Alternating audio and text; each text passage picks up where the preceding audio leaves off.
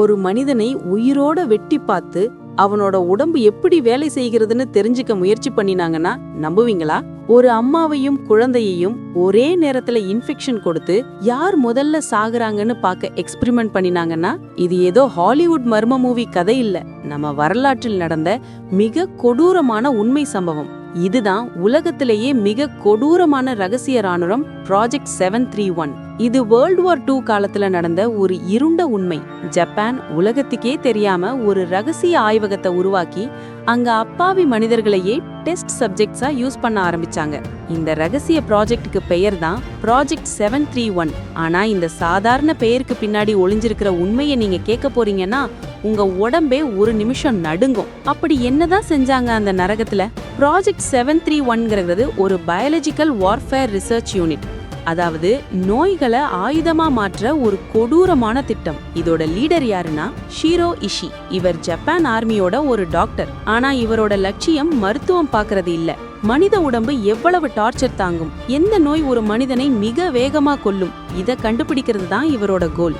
ஆனா ஒரு அதிர்ச்சியான விஷயம் என்னன்னா இந்த டெஸ்ட் அவங்க மிருகங்கள் மேல பண்ணல, நேரடியா மனிதர்கள் மேலதான் பண்ணாங்க. இந்த எக்ஸ்பெரிமெண்ட்ல பாதிக்கப்பட்டவங்க யாருன்னா சீனா, கொரியா மற்றும் ரஷ்ய நாட்டை சேர்ந்த கைதிகள் மற்றும் பொதுமக்கள். அவர்களை அங்கிருந்தவங்க மனுஷங்களாவே மதிக்கல, அவங்கள மருத்தா அப்படின்னு கூப்பிட்டாங்க. ஜப்பானிய மொழியில் மருத்தா என்றால் மரக்கட்டைகள் என்று அர்த்தம். அதாவது அவர்களுக்கு இவர்கள் மனிதர்கள் இல்லை, வெறும் பொருட்கள், வெறும் மரக்கட்டைகள் தான். அதை விட கொடுமை என்னன்னா இந்த நரகத்தை வெளி உலகுக்கு ஒரு சாதாரண ஹாஸ்பிட்டல், ஃபேக் ஹாஸ்பிட்டல் செட்டப் மாதிரி காட்டினாங்க. வெள்ளை கோட் போட்ட டாக்டர்கள், சுத்தமான பில்டிங்னு எல்லாம் ஒரு நடிப்பு. ஆனா அந்த பில்டிங்கிற்கு உள்ளே நடந்தது ஒரு ரத்த ஆறு ஓடுற நரகம். மனிதர்களை அனஸ்தீஷியா கொடுக்காமலே உயிரோட வெட்டி பார்த்தாங்க. உடம்புக்குள்ள இருக்கிற உறுப்புகள் எப்படி வேலை செய்யுது, ஒரு மனுஷன் எவ்வளவு நேரம் கத்திட்டு உயிர் வாழ்றான்னு ஸ்டடி பண்ணாங்க. கொஞ்சம் யோசிச்சு பாருங்க, ஒரு மனிதன் தன் கண்ணு முன்னாடியே தன் வயிறு கிழிக்கப்படுறத பார்த்து கத்திக்கிட்டே உயிரை விடுறான். பனிக்கட்டி சோதனை. கை மற்றும் கால்களை ஐஸ் தண்ணீர்ல வச்சு ஃப்ரீஸ் பண்ணுவாங்க. பிறகு ஒரு குச்சி கொண்டு அடிப்பாங்க. அது கல் மாதிரி சத்தம் வந்தா ரத்தம் எல்லாம் உறைந்து போயிருச்சுன்னு அர்த்தம். பிறகு வேற வேற மெத்தட் யூஸ் பண்ணி அதை சூடாக்குவாங்க. யார் இதையெல்லாம் தாண்டி உயிர் பிழைக்கிறாங்கன்னு பாப்பாங்க. நோயூசி, பிளேக், காலரா, ஆந்த்ராக்ஸ் போன்ற கொடிய நோய்களை நேரடியா மனிதர்களுக்கு இன்ஜெக்ட் பண்ணுவாங்க. ஒரு குரூப்புக்கு ஒரு நோய், இன்னொரு குரூப்புக்கு வேற நோய்னு கொடுத்து யாரு முதல்ல சாகுறாங்கன்னு வேடிக்கை பார்ப்பாங்க. கர்ப்பிணி பெண்களை கூட இவங்க விட்டு வைக்கல.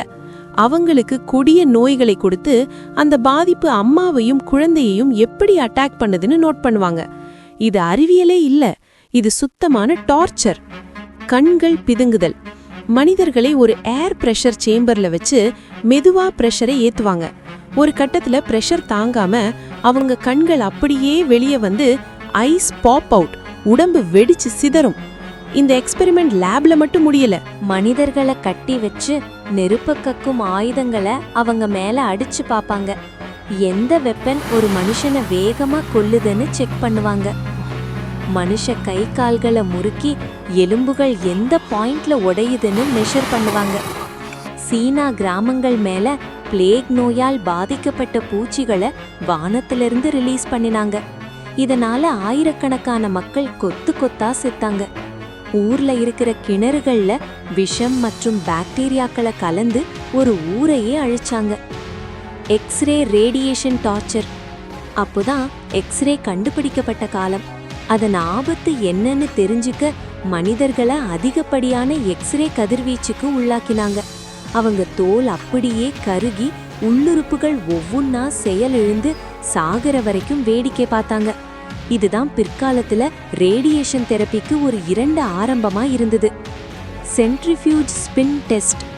ஒரு மனுஷனை ஒரு பெரிய மெஷின்ல கட்டி வச்சு மிக வேகமா சுழல வைப்பாங்க.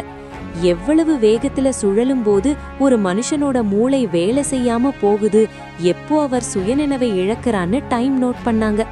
இதனால பலருக்கு மூளை நரம்புகள் வெடிச்சு ரத்தம் கொட்டுச்சு. விலங்கு இரத்த மாற்றம். இது ரொம்பவே விசித்திரமான மற்றும் கொடூரமான சோதனை. ஒரு மனுஷனோட ரத்தத்தை முழுசா எடுத்துட்டு அதுக்கு பதிலா குதிரை அல்லது மற்ற விலங்குகளோட ரத்தத்தை ஏத்துனா என்ன நடக்கும்னு பார்த்தாங்க.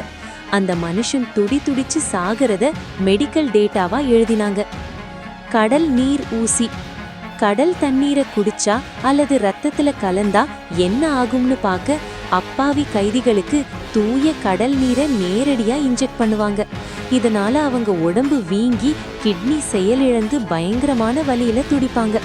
டாக்டர் ஷிரோயிஷியின் ஒரு பைத்தியக்காரத்தனமான ஐடியா இது.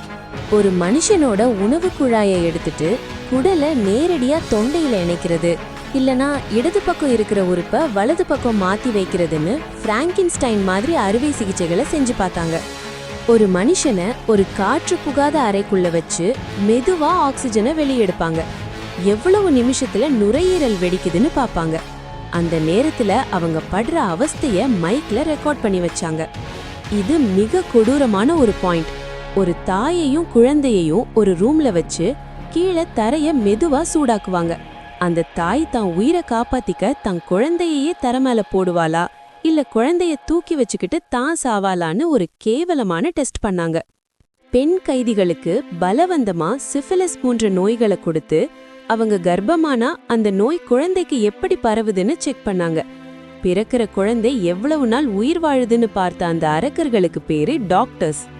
வெறும் தண்ணிய மட்டும் குடிச்சா எத்தனை நாள் உயிர் வாழலாம், இல்ல விஷம் கலந்த உணவை சாப்பிட்டா எவ்வளவு நேரத்துல மரணம் வரும்னு ஒரு டைம் டேபிள் போட்டு மனிதர்களை கொன்னாங்க. யுத்தம் முடிஞ்சதுக்கு அப்புறம் ஷிரோயிஷி அமெரிக்காவில ஒரு சாதாரண வாழ்க்கை வாழ்ந்து 1959 செத்து போயிட்டாரு. ஆனா அவர் செஞ்ச இந்த கொடூரங்களை ஒரு ரகசிய டைரியில எழுதி வச்சிருந்ததா சொல்லப்படுது. அது இன்னைக்கும் அமெரிக்காவோட ரகசிய காப்பகத்துல இருக்கு. இரண்டாம் உலக போர் முடிவுக்கு வரும்போது ஜப்பான் தான் செஞ்ச எல்லா ஆதாரங்களையும் டாக்குமெண்ட்டுகளையும் தீ வச்சு எரிச்சாங்க, லேபையும் இடிச்சாங்க. ஆனா அங்க ஒரு பெரிய ஷாக்கிங் ட்விஸ்ட் நடந்தது. அமெரிக்கா இந்த பயங்கரமான குற்றவாளிகளை தண்டிக்கல. அதுக்கு பதிலா ஜப்பான் செஞ்ச அந்த ஹியூமன் எக்ஸ்பெரிமெண்ட் டேட்டாவை வாங்கிக்கிட்டு அந்த சயின்டிஸ்டுகளுக்கு இம்யூனிட்டி, தண்டனையிலிருந்து பாதுகாப்பு கொடுத்தாங்க. அதாவது மனிதர்களை கொன்று திரட்டிய அந்த ரத்த டேட்டா அவ்வளவு மதிப்பு வாய்ந்ததுன்னு அமெரிக்கா நினைச்சது. இந்த ப்ராஜெக்ட்ல நேரடியா 3000க்கும் அதிகமானோர் கொல்லப்பட்டாங்க. மறைமுகமா 2 லட்சம் மக்கள் வரை உயிரிழந்திருக்கலாம்னு சொல்லப்படுது. சில சர்வைவர்கள் தப்பிச்சு வந்து சொன்ன கதைகள் மூலமா தான் இந்த உண்மைகள் வெளிவந்தது. நாங்கள் மனிதர்கள் இல்லை, நாங்கள் உயிரோடவே இறந்தோம்னு அவங்க சொன்னப்போ உலகமே அதிர்ந்து போச்சு. இத நினைக்கும் போது ஒரு கேள்வி வருது. இது அறிவியலோட முன்னேற்றமா இல்ல மனித தன்மையோட பின்னேற்றமா?